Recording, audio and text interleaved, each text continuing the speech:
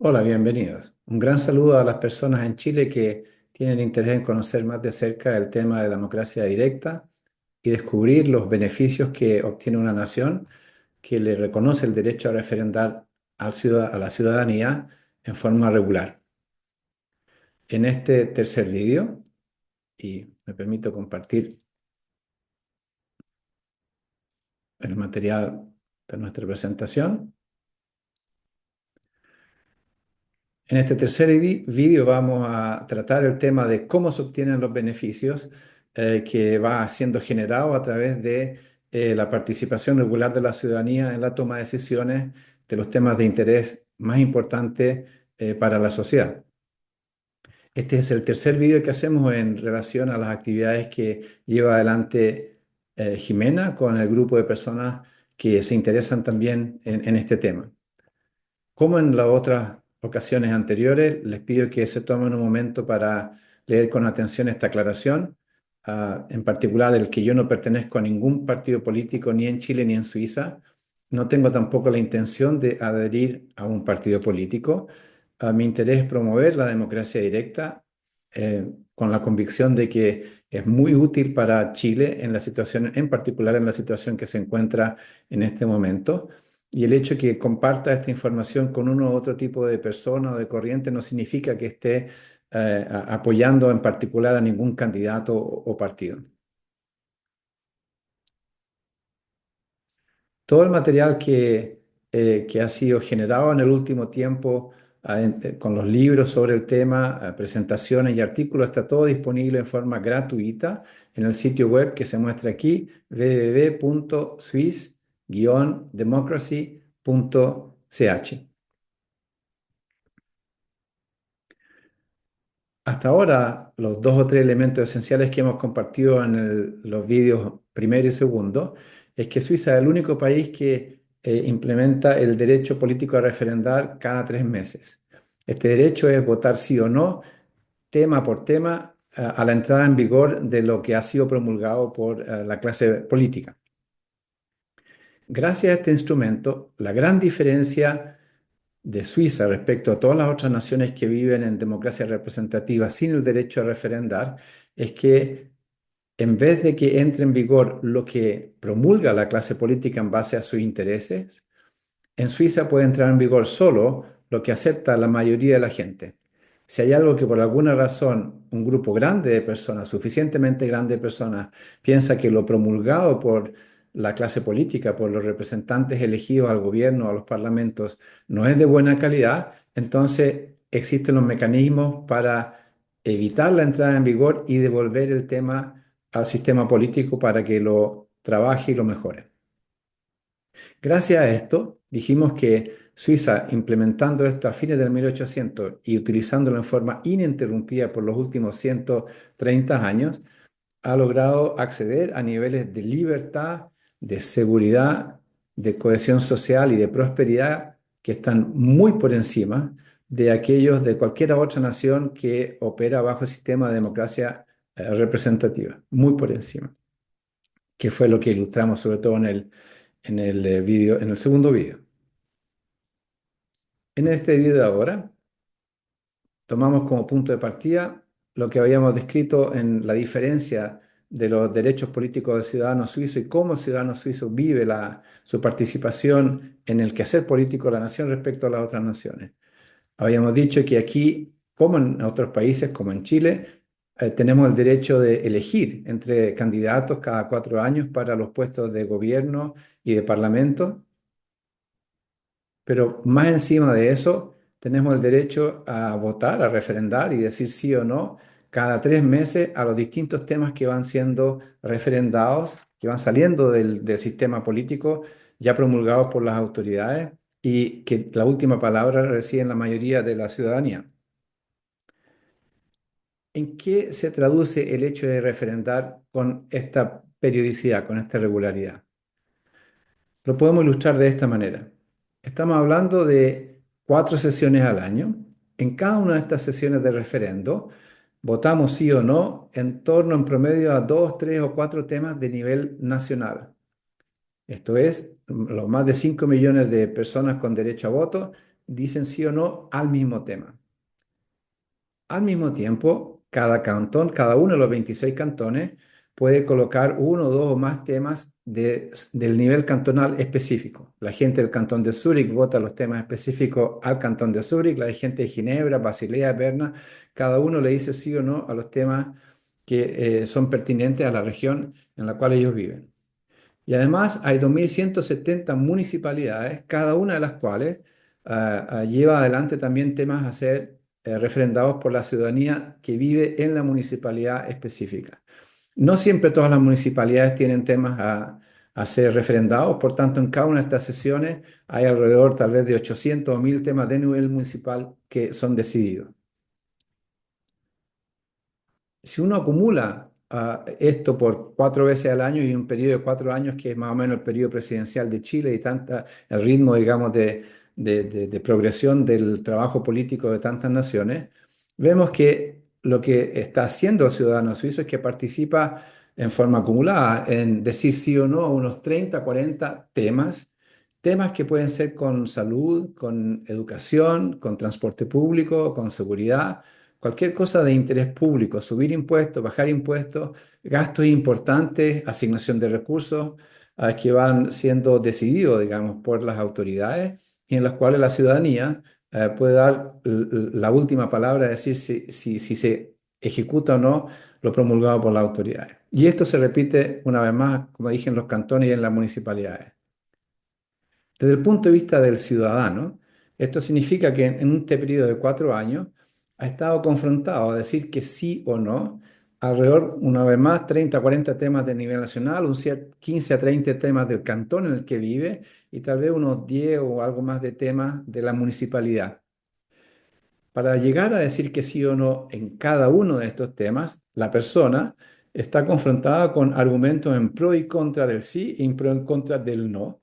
Así que la persona va viviendo, va experimentando su participación cívica en la forma de anticipar las consecuencias de un sí o de un no, evaluar los distintos argumentos que lo ofrecen los partidos políticos o los grupos de intereses. Las mismas autoridades recomiendan que votar sí o no. Así que el individuo va cada 3 meses entrenando su capacidad de razonamiento para llegar a una decisión informada, tal vez con una inclinación política o menos, lo discute con su familia, con sus amigos, pero cada 3 meses uno está invitado a experimentar. Es como un entrenamiento, digamos, de la capacidad cívica y ir sopesando justamente argumentos específicos, tema por tema, para llegar a votar. Esto a su vez, el hecho de que la ciudadanía esté cada 3 meses ejerciendo este derecho político en forma explícita, tiene una serie de consecuencias, a cada una de las cuales trae resultados positivos para el buen funcionamiento del sistema y evolución de la sociedad. Estos elementos están un poco entrelazados entre ellos y ahora les voy a compartir tal vez los principales con tal vez los aspectos más distintivos que caracterizan a cada uno de ellos. En primer lugar, podemos hacer la distinción en, tal vez lo ha vivido, en una casa que tiene una chimenea con buen tiro o con mal tiro. En el caso de una casa con una chimenea que tira bien, está calentito y el aire está limpio. En una casa en que la chimenea no funciona bien, no solo tal vez hace frío, pero sobre todo sale el humo y no se puede respirar. Es un ambiente, digamos, más bien negativo respecto a uno en que haya un buen tiro. Y lo que ocurre con esto de votar cada 3 meses es justamente que se le da un buen tiraje a la chimenea de la agenda política. Temas van siendo decididos y van saliendo del sistema con una decisión final de sí o no y se para de discutir de eso y se sigue discutiendo de los temas que siguen y que son relevantes en el momento mismo, en vez de quedarse pegado. Esto significa, para ilustrarlo tal vez en términos un poco simples, es que en la democracia representativa, en que está dominada la dialéctica política como una cosa de antagonismo doctrinario, de gobierno-oposición, en que la prensa tal vez atiza el antagonismo para ir generando noticias, entonces esta situación de mal tiraje lo podemos traducir que la agenda política en realidad es como una maraña de temas pendientes. Hay un enredo increíble de cosas que están mal definidas o a media o nunca terminadas. Y la gente que participa en el proceso político están justamente hablando siempre de todo y tienen que saber todo de todo y empiezan a hablar de un tema y después de 2 minutos se pasan al segundo y antes de terminar el segundo ya el otro está criticando el tercero.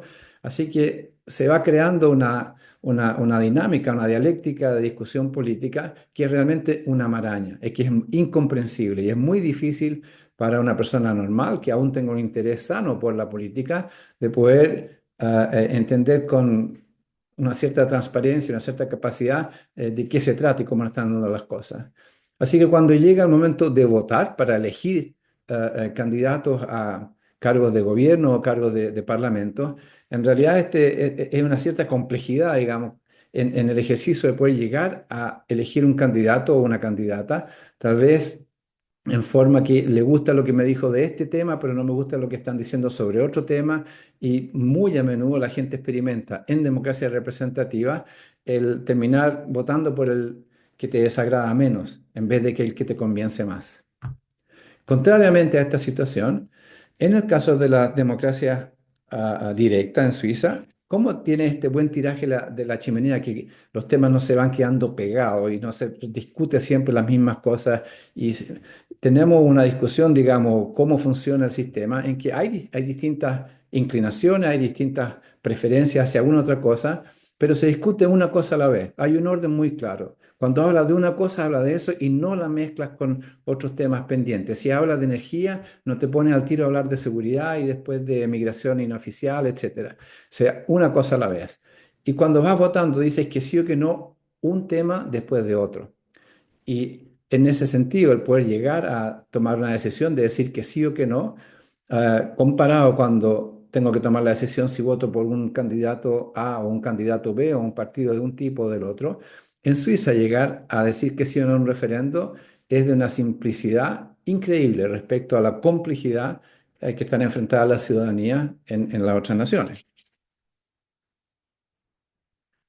Un segundo elemento que está asociado a esto de votar cada 3 meses es que justamente hay un proceso de educación cívica de la gente que la va responsabilizando a partir de los 18 años cuando comienza el derecho a poder referendar regularmente y con el tiempo, independiente del nivel socioeconómico de la persona, independiente si vive en una gran ciudad o en una región rural, si vive en un valle chiquito o si vive en una región más rica, cada persona justamente está invitada a participar en este proceso de razonamiento, de evaluar los argumentos pro y contra, de decir que sí o que un no, lo que va llevando justamente a que todo el mundo, los 5 millones y más de personas que tienen derecho a referendar en Suiza, van desarrollando una capacidad cívica muy por encima de la que tiene la gente que está invitada a votar por persona cada 4 años.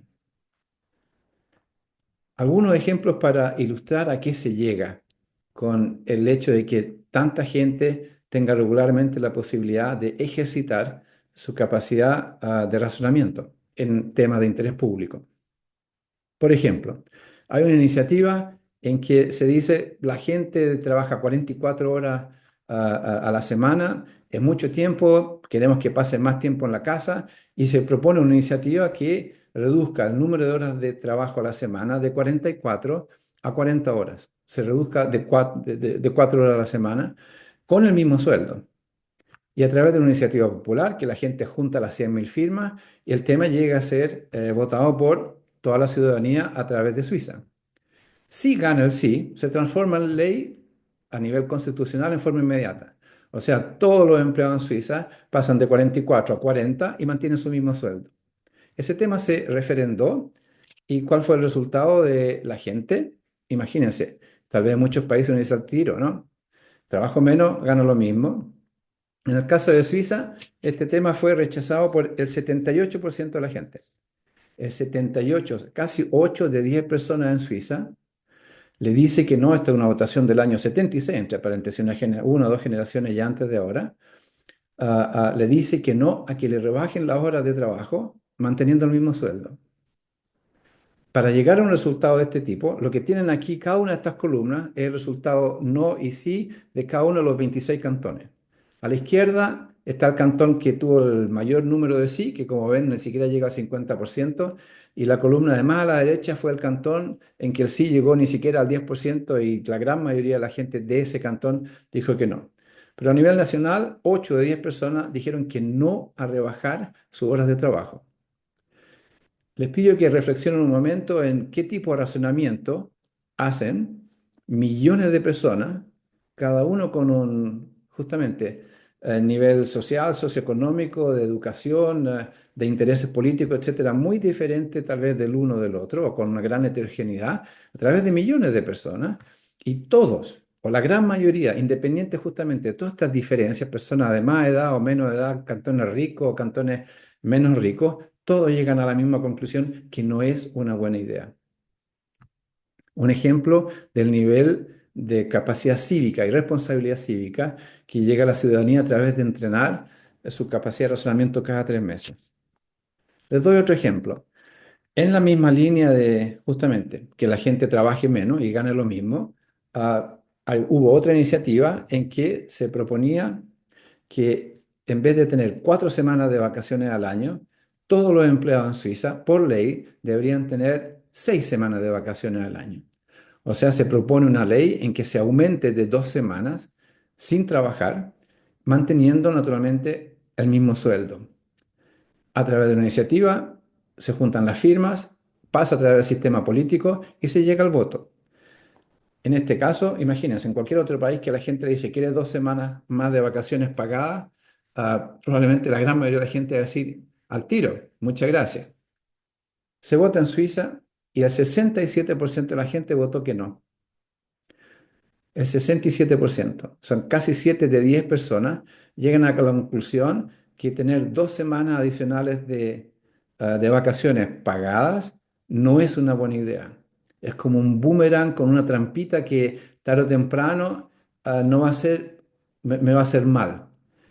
Ya sea porque la gente tiene noción de que nada es gratis, así que la empresa donde yo trabajo, si toda la gente tiene 2 semanas adicionales y gastan reciben el mismo sueldo, la empresa donde yo trabajo pierde competitividad respecto ya dentro de su país o dentro de los mercados en los que se mueve. Así que tarde o temprano significa que tal vez yo pierda mi trabajo o algunos de mis colegas pierden el trabajo o a la empresa le puede ir tan mal que tiene que cerrar. Todo este razonamiento, como lo ven aquí, tuvo lugar en los 26 cantones. Los 5 millones, o los varios millones de personas que votaron en esta ocasión, que dijeron que no hay gente que tiene estudios necesariamente universitarios de economía o cosas tan, para hacer razonamientos muy complejos, sí, es muy simple, me va a afectar en forma negativa. O tarde o temprano van a tener que subir los impuestos para poder financiar los gastos asociados a justamente cómo pagarle a la gente, a los empleados públicos que justamente no trabajan y se van de vacaciones. Como pueden ver también en los 26 cantones, en todos ellos ganó el no. Otro ejemplo del nivel de civismo y madurez política, digamos, de capacidad de decisión a que llega millones de personas a través de este ejercicio trimestral. A veces cuando comparto este tipo de información, surge la observación de que Suiza es un país rico, probablemente la gran mayoría de la gente es de derecha, así que se orientan justamente a seguir las empresas y tienen menos conciencia social de que la gente que tal vez vive en condiciones un poco más precarias necesita reposarse más o pasar más tiempo con la familia, etcétera.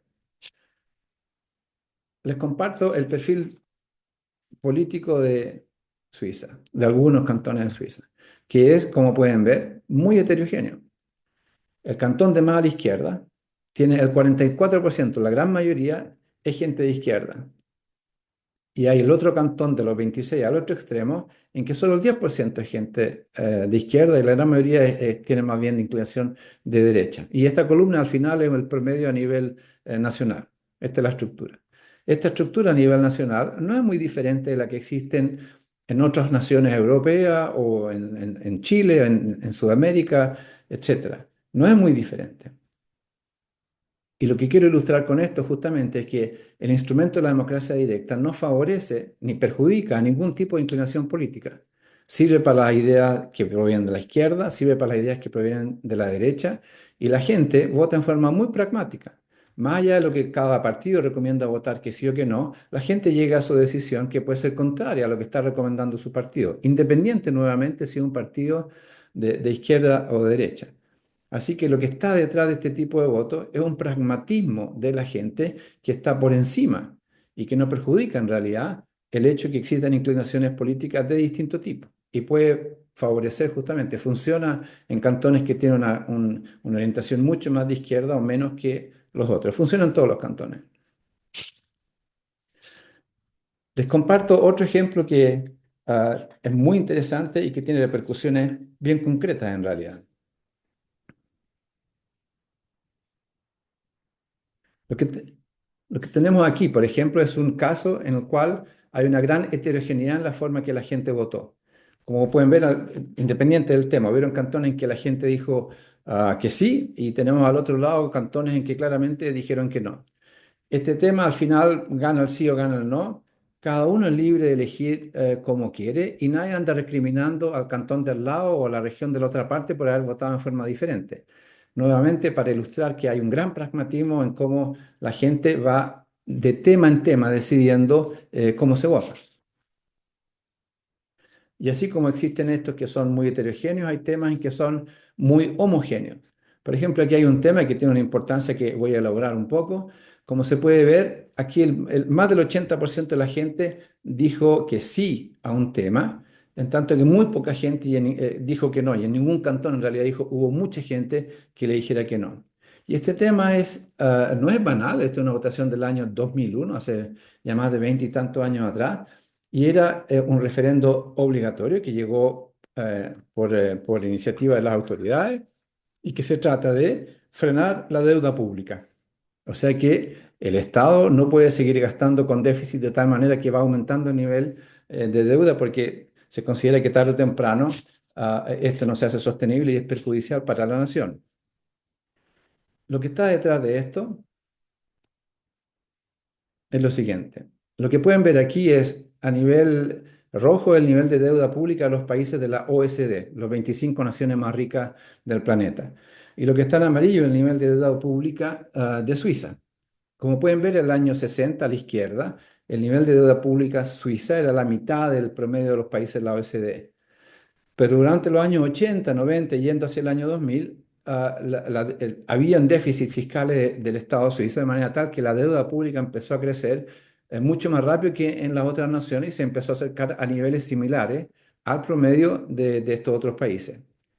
Y ya en perspectiva de este desarrollo, las autoridades dicen, no podemos seguir de esta manera, tenemos que apretarnos el cinturón.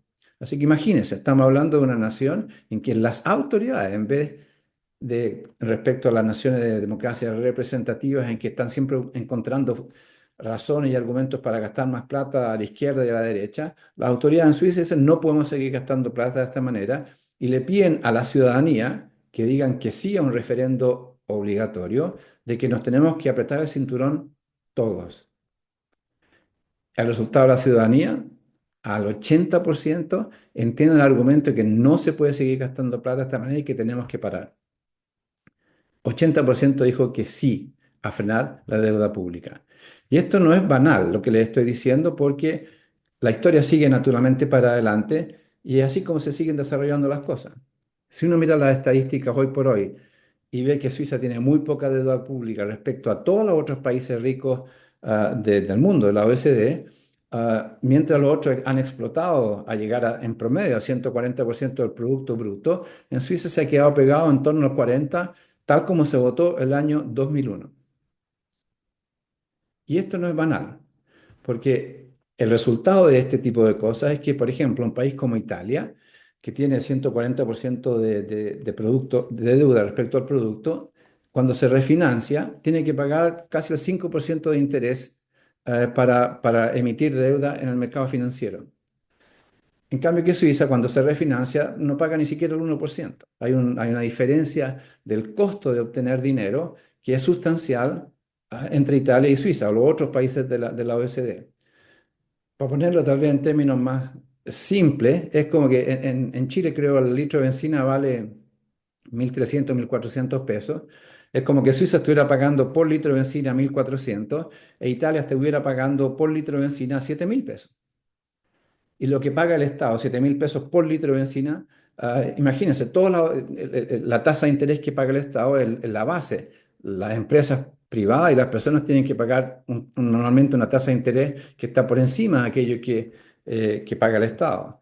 Así que significa que como resultado de esta dinámica de endeudamiento, toda la gente en Italia tiene que soportar un costo financiero que es 6, 7 veces el que las empresas y las personas tienen que soportar en Suiza. El resultado, naturalmente, es que a lo largo del tiempo, en términos relativos, la gente de Suiza se enriquece y la gente de Italia se empobrece el uno respecto al otro. Con niveles, justamente, Italia ya está en un hoyo, digamos, del cual no va a poder salir y que está afectando a esta generación y las generaciones que siguen. Así que cuando se ven estadísticas de este tipo con tanta virtud de Suiza, la virtud no es una cosa tan simple que llega de políticos que son fantásticos, la virtud viene de la gente. La gente está dispuesta a través del ejercicio regular de su facultad de decir sí o no, lo que es mejor para todos y en esta generación y en la que sigue, a tomar decisiones tan difíciles como esta. Ningún político de todas estas naciones con democracia representativa ha estado en condiciones de decidir lo mismo o convencer a la gente de hacerlo. Cada político que dura solo 4 años, lo último que quiere es reducir la deuda y pagar la deuda y encuentra siempre buenas razones para seguir gastando más y aumentar la deuda del país y el problema lo tendrá la generación que sigue y el presidente que sigue.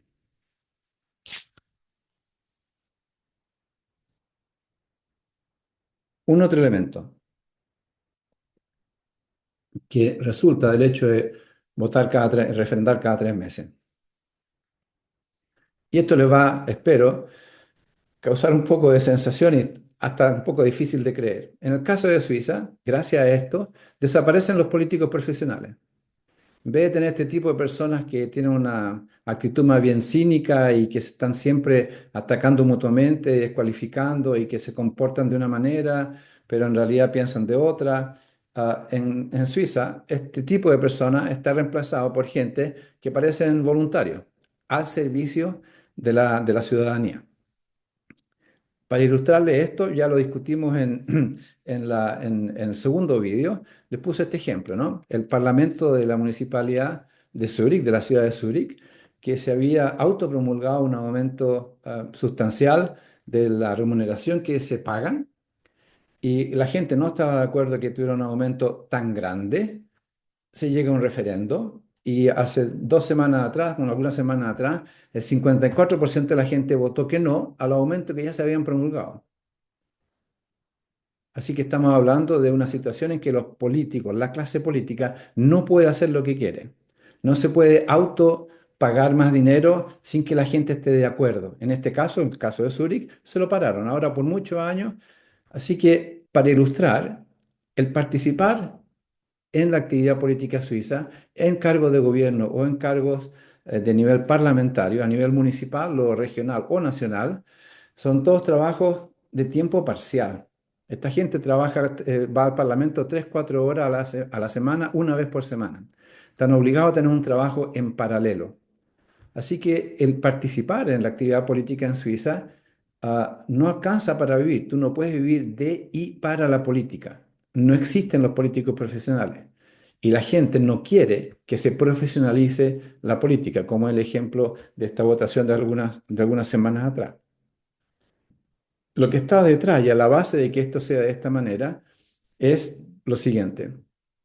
El Estado suizo está estructurado en 3 niveles, como en Chile. Hay un nivel nacional, un nivel regional y un nivel de municipalidad. En cada uno de estos hay un nivel ejecutivo. A diferencia de otras naciones, el presidente o la presidente de Suiza no es una persona, sino que es un colegio de 7 personas. En cada uno de los 26 cantones hay gobiernos también de 5 o 7 personas, así que son en total 158 individuos que cumplen con esta función. Y cada una de las 2.170 comunas tiene a su vez un gobierno comunal también elegido, también de 5 a 7 personas, así que en total estamos hablando de más o menos 12.500 personas que cumplen con esta función en cada una de sus municipalidades. A nivel de actividad de poder legislativo, hay un parlamento suizo que tiene 246 miembros elegidos. Hay 26 parlamentos cantonales, regionales. Hay algunos que tienen 180 miembros, los cantones más grandes, y otros que tienen solo 60 miembros, los cantones más chiquitos. Así que en total estamos hablando de más o menos 2.600 personas que cumplen con este tipo de actividades. Y a nivel de las municipalidades, hay tipo 470 municipalidades que, como la ciudad de Zúrich, además tienen un parlamento propio, solo para las cosas de tipo municipal. Así que estamos hablando de nuevo de otras 10.000 personas que participan en esta actividad. En un total, 22, 23.000 personas que tienen o función ejecutiva o legislativa, de las cuales solo las 7 personas de gobierno nacional y los grupos de 5 o 7 personas en cada uno de los 26 cantones son gente que trabaja a tiempo completo solo para esta actividad gubernativa y reciben un sueldo en consecuencia. Todas las otras personas, o sea, el 99,9% trabaja a tiempo parcial. En el caso de los miembros del Parlamento Nacional, el Parlamento Suizo se junta 4 veces al año por 3 semanas. Y la carga de trabajo que se estima, dependiendo si uno participa en comisiones o no, está entre el 40-50% del tiempo de la persona. Significa que cada uno de los miembros del Parlamento Suizo tiene además un trabajo en paralelo en el sector privado o público, pero no puede vivir de y para la política, a pesar de la remuneración que reciben. Lo mismo es para los parlamentos de nivel cantonal. En algunos se juntan un día a la semana, en algunos cantones se juntan 2, 3 días a una semana a fin de mes. Cada uno se las arregla un poco en la manera que es conveniente para trabajar la agenda política del respectivo cantón. Así que hay una distribución de poder político y de recursos entre más de 20.000 personas. Y Suiza no es un país que funcione mal, al contrario, es un país que funciona muy bien y muy por encima de la calidad o capacidad con la que funciona el Estado y las instituciones en otras naciones. Con ello, va decidiéndose por sí mismo que el tipo de personas que quieren participar justamente se transforman en vez de ser políticos profesionales con este tipo de actitudes en voluntarios que van a servir el mejor interés de la ciudadanía correspondiente. El hecho de que haya tanta gente que pueda participar abre la puerta, naturalmente, al tipo de personas que pueden tomar cargos o funciones, porque se distribuye el poder de tal manera que se simplifica mucho el trabajo, y la responsabilidad colectiva de los distintos temas que tienen que ir preparando y promulgando.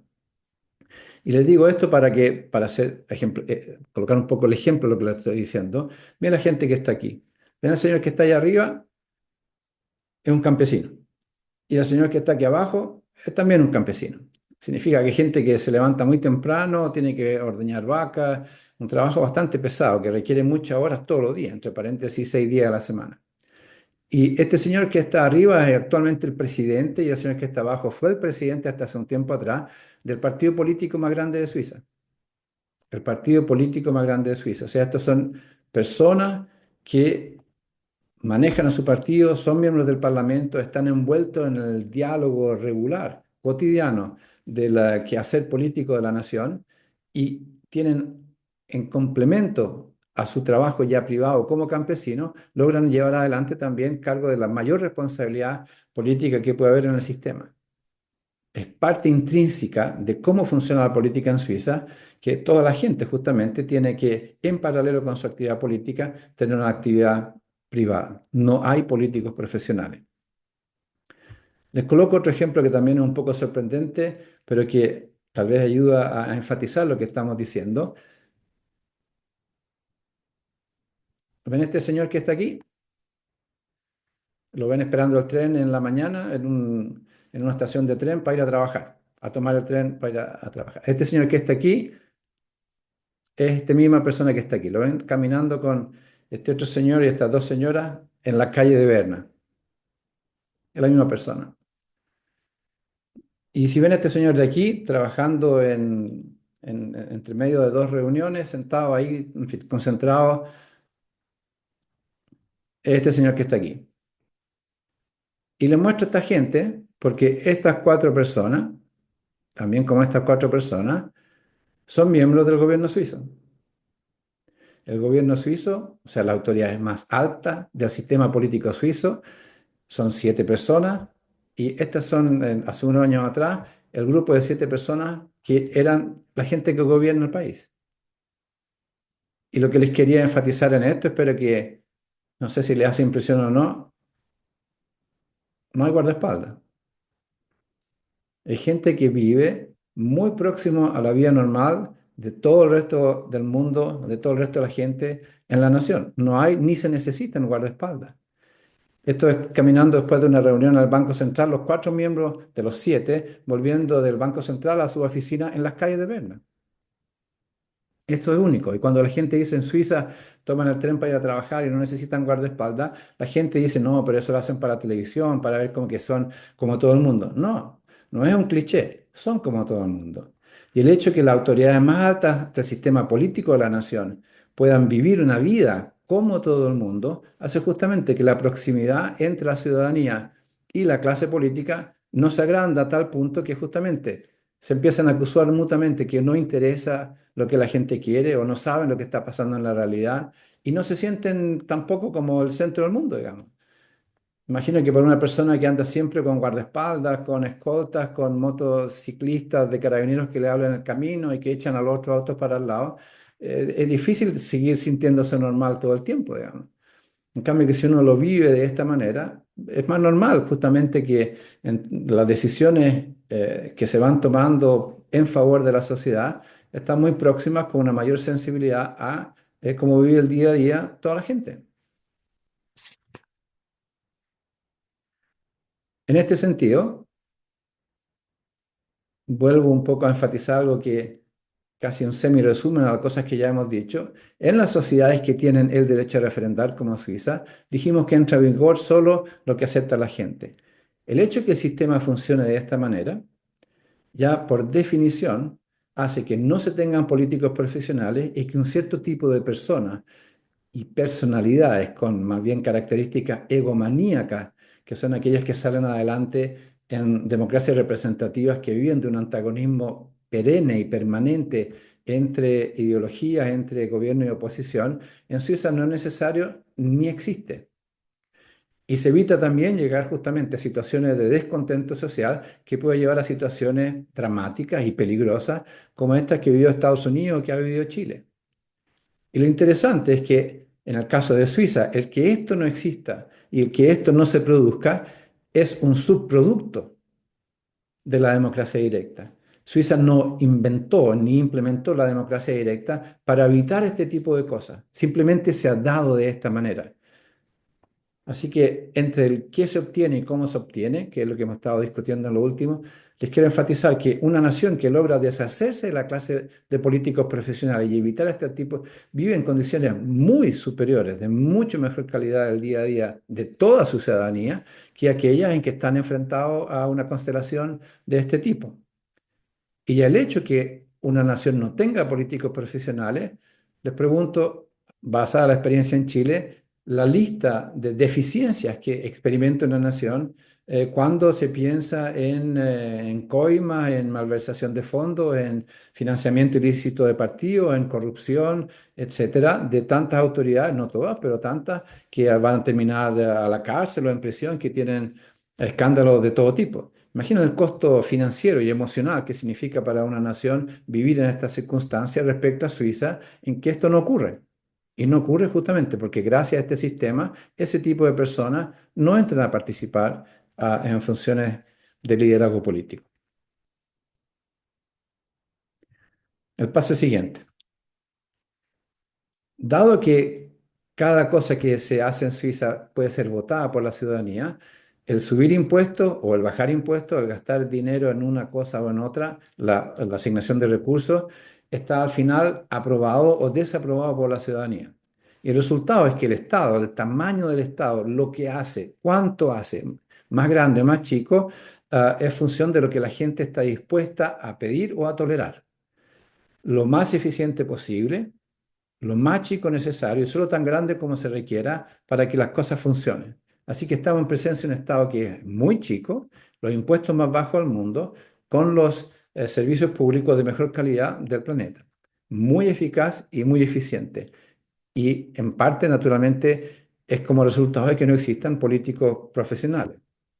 Una forma para ilustrar tal vez esto es la siguiente, con cifras de nuevo. Lo que tienen aquí a la izquierda es la estructura de ingresos y gastos del Estado en el año 1950. Y aquí está la misma información para el año 2022, en los tres niveles del Estado. Como pueden ver, el nivel nacional de Suiza, por ejemplo, en el año 22, recibe y gasta solo el 30% de todos los ingresos fiscales. El otro 65% de donde se genera y donde se gastan los fondos públicos son del nivel de las regiones y el nivel de las municipalidades. La gente ha querido, esto es el resultado de cómo la gente ha ido votando referendo tras referendo a lo largo de generaciones y se llegan a resultados de este tipo. Esto refleja la estructura del Estado suizo y la forma en que se generan y gastan los fondos públicos, refleja la voluntad de la ciudadanía y no la voluntad de la clase política de ninguna inclinación de izquierda o derecha. Y como pueden ver, lo que la gente quiere, ha querido en Suiza, es que 2/3 de los recursos fiscales estén a nivel de regiones y de municipalidades, no del Estado central. El Estado central no tiene recursos para decidir e imponer a los otros niveles el qué y cómo se hacen las cosas.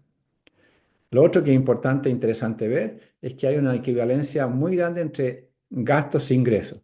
En Suiza nadie puede gastar más de lo que recibe. Hay una disciplina fiscal en que la gente no le tolera a su comuna, ni le tolera a su región, a su cantón, y como ya vimos en la votación a nivel nacional, que la clase política gaste más plata de la que generan a nivel de los impuestos.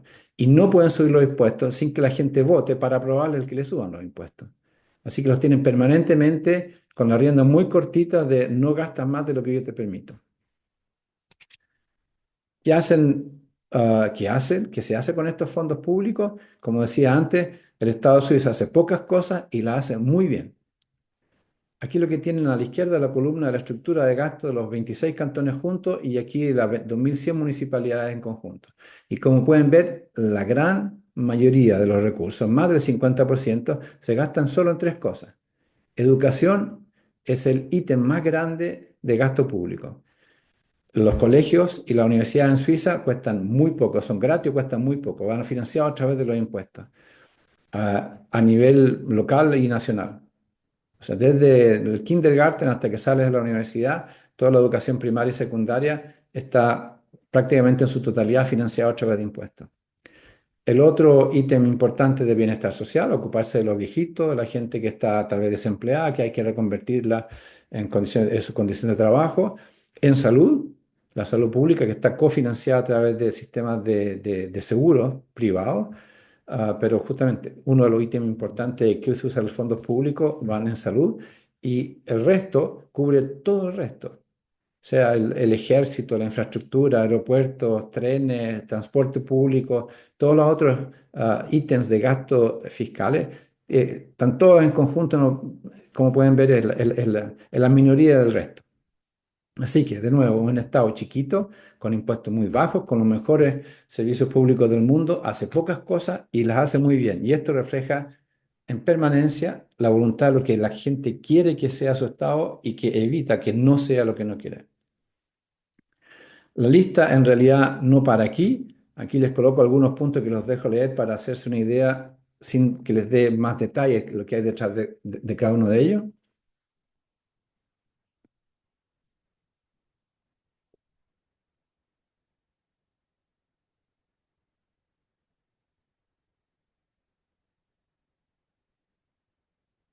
Y ahora tenemos que hacer un paso adelante importante en entender la forma en que se generan todos estos beneficios que ya hemos descrito en el vídeo anterior y de que alguna manera hemos ido indicando entre tanto.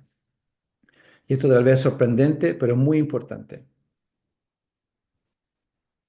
Es el hecho que por el tener el derecho a referendar cada 3 meses, se produce una situación tal vez de paradoja, que basta tener el derecho a referendar para que en realidad se necesite referendar muy poco.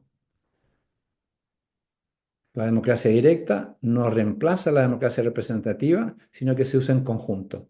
Elegimos al Poder Ejecutivo, elegimos al representante del Poder Legislativo, tenemos una clase política, se eligen o reeligen cada 4 años, hacen su trabajo de la misma manera que en cualquier otra nación de democracia representativa.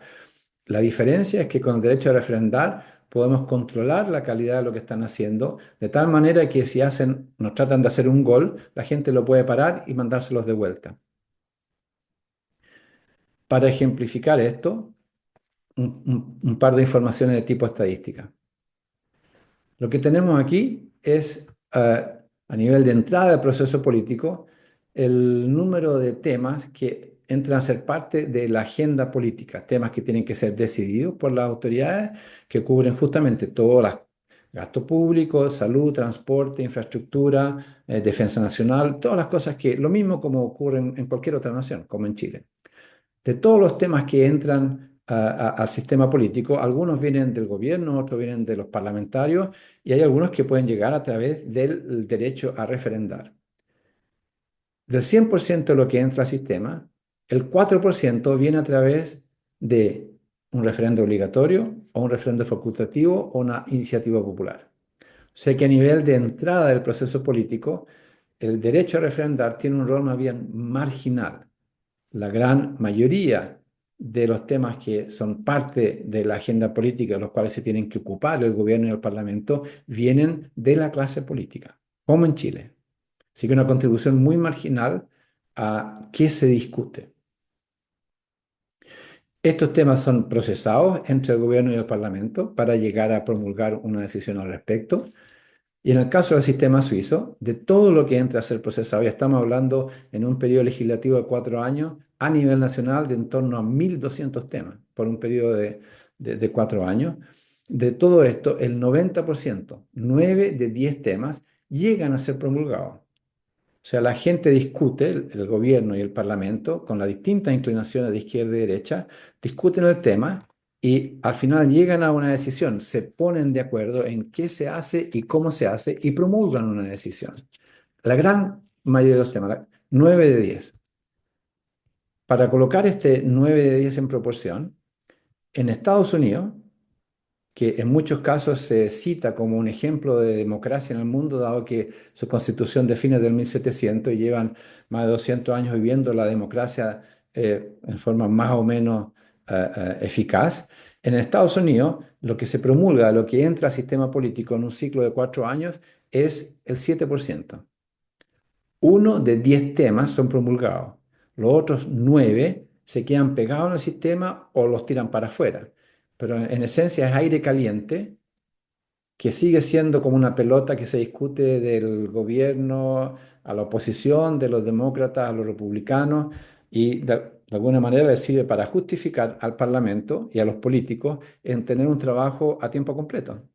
En vez como en Suiza que trabajan 4 veces al año, 3 semanas, y esas 3 semanas tienen que decidir las cosas para que esté limpia la agenda para el ciclo que sigue 3 meses después. En Estados Unidos tienen que justificar el no decidir y el seguir dándole vuelta con tal de obstruir la eficacia con que el gobierno de turno puede resolver o decidir cosas de interés de la ciudadanía. Una eficacia increíble en el sistema suizo.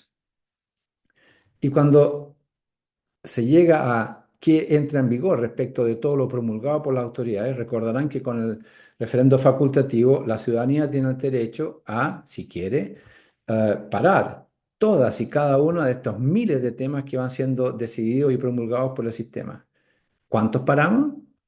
Menos del 2%. O sea, la gran mayoría de las cosas que entran al sistema son aprobadas por el sistema, son promulgadas y la gran mayoría entran en vigor tal como ha sido decidido por la clase política sin que la ciudadanía empiece a juntar firmas para tratar de parar lo que ha sido decidido por ellos. Solo el 2%, 98 entran en vigor como salió del sistema.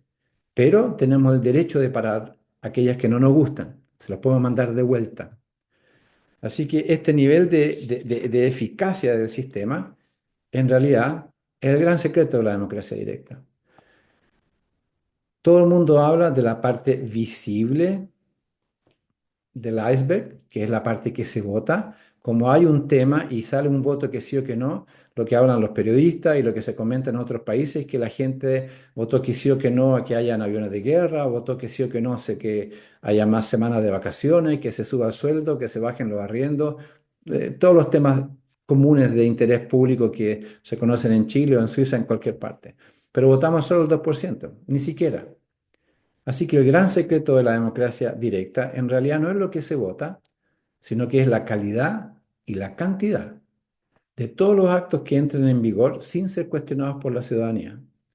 Y no son cuestionados porque la calidad del trabajo que tienen que hacer los representantes políticos es tal y tienen que hacer tal atención a lo que la gente realmente quiere, que cuando promulgan algo es tan bueno que la gente lo deja pasar y que entre en vigor sin oponerse a lo que la clase política ha hecho. Ese es el gran secreto, de lejos, el gran secreto. Si piensan, el 2% lo votamos, el 98% entra porque es muy bueno, entra en vigor porque es muy bueno. Esa es la gran diferencia respecto a todas las democracias representativas, en que hay un desencanto permanente de una gran parte de la población respecto a una clase política que lo llaman ladrones, mentirosos, que hacen lo que quieren, en que hacen leyes mal hechas o incompletas o que las dejan pendientes, en que lo único que espera que se cambie el gobierno para ir a deshacer lo que hizo el gobierno anterior.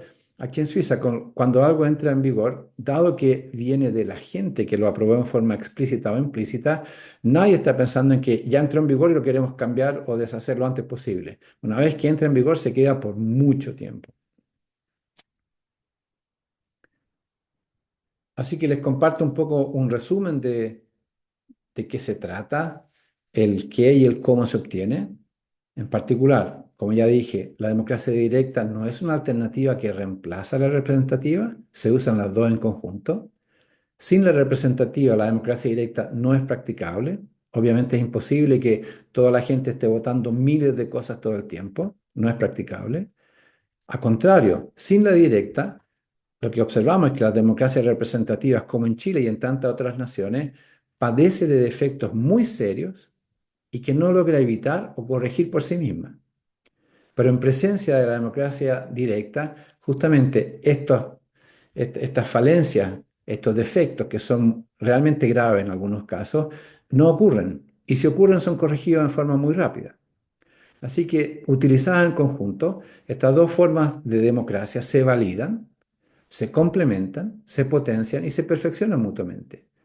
Y cuando digo en el fondo en base a la experiencia suiza en este momento, después de 120, 130 años utilizando este sistema y perfeccionándolo a través del tiempo, es que en realidad basta un 2% de democracia directa para conseguir que el 98% de democracia representativa funcione de maravilla y al servicio de la gente en vez de la clase política que trata de abusar del sistema en su provecho.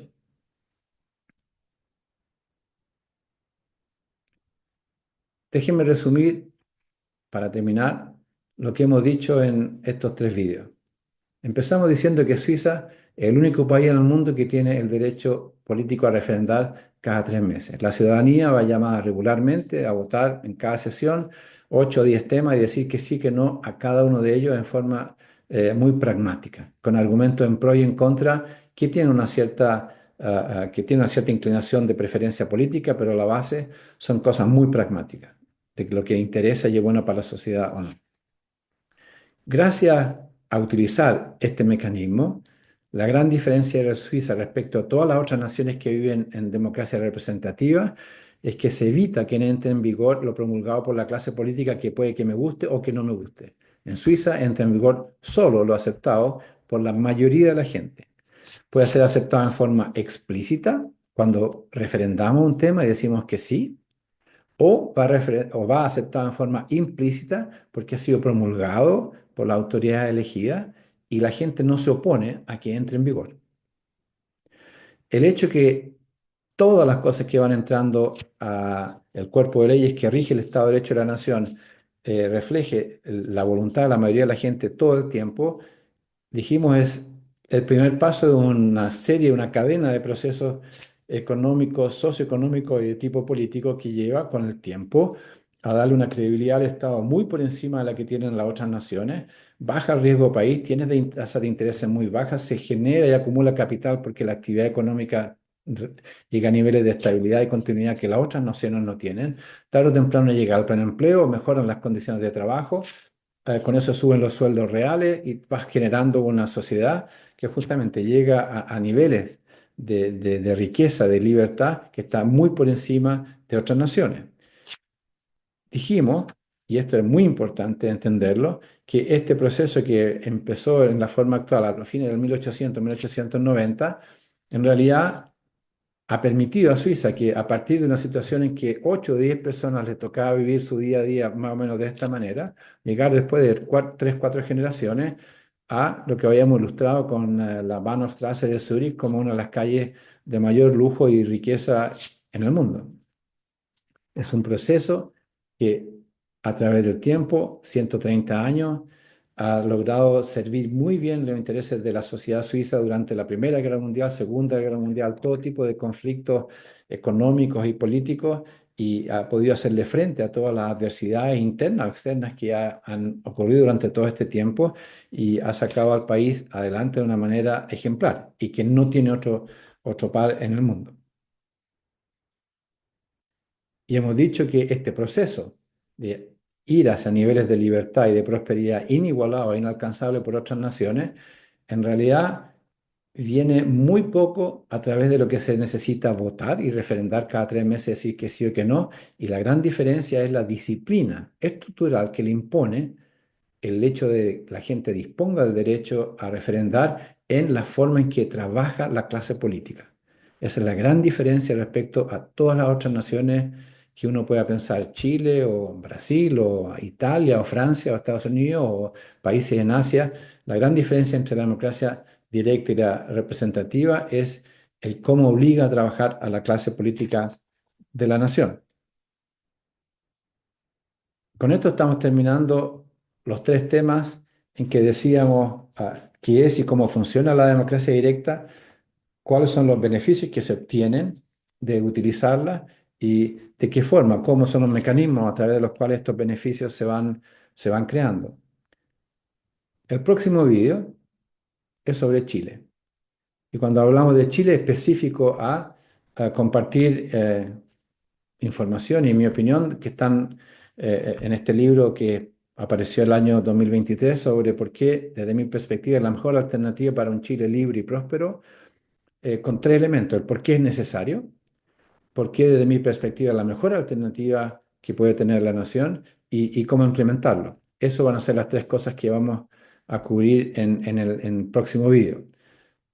Para ya anticipar un poco cuando decimos por qué es necesario, por ejemplo, si se quiere evitar que perdón, que Chile vuelva a experimentar situaciones como esta, porque de alguna manera lo que está detrás y que generó el llegar a una situación como esta, desde mi perspectiva no está de verdad resuelto. Esto fue un primer estallido social, la situación se ha calmado gracias a ciertos eventos, pero de base a la raíz el problema no ha sido resuelto. Esto se puede volver a producir. No es que se lo estoy deseando, pero el problema de base no está resuelto. Así que ¿conviene hacerlo? Sí, conviene hacerlo, si queremos evitar este tipo de cosas.